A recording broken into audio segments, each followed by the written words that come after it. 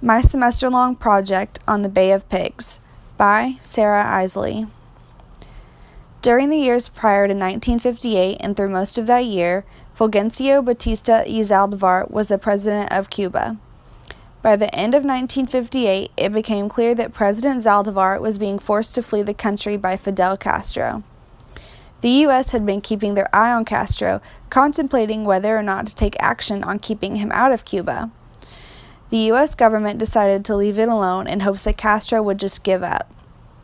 Because the U.S. decided not to take action, Castro then led his fleet of rebels out of the Sierra Maestra Mountains into Havana. By December of 1958, the country of Cuba had fallen under the dictatorship of Fidel Castro. It didn't take long for the world to see just how awful Castro was. The United States could not bear to stand on the sidelines watching, so they began putting together a plan of action. The original Bay of Pigs plan of attack was approved by President Eisenhower, but later picked up by Kennedy. When Fidel became dictator, at least 1,400 Cubans fled the country and entered the U.S. The CIA took a fraction of these men and began training them for the Cuban attack in small training camps in Guatemala.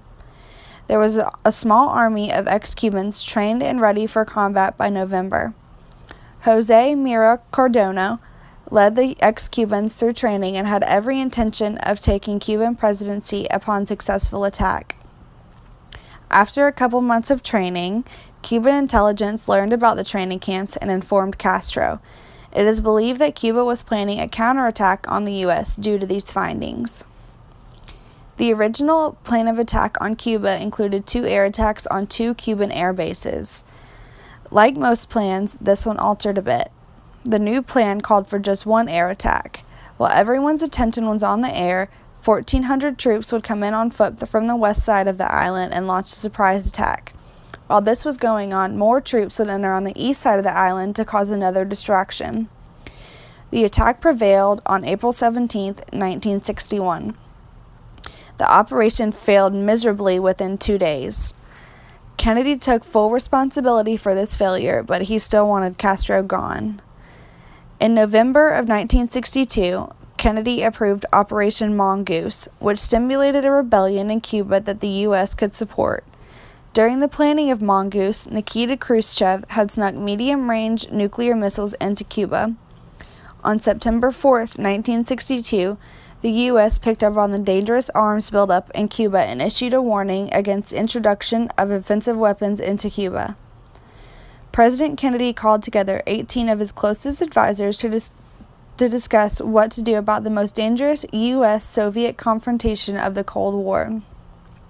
Some of those 18 men wanted to airstrike and take out the missiles that way. Others wanted to send out a warning to Cuba and the Soviet before taking any drastic action.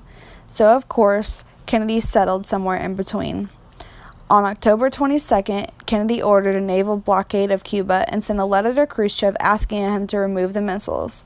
The Cubans didn't like the naval blockade, so they proceeded to shoot down a U.S. reconnaissance plane. Kennedy accepted the Soviet deal to remove the missiles from Cuba if U.S. would end the blockade and agreed not to invade Cuba.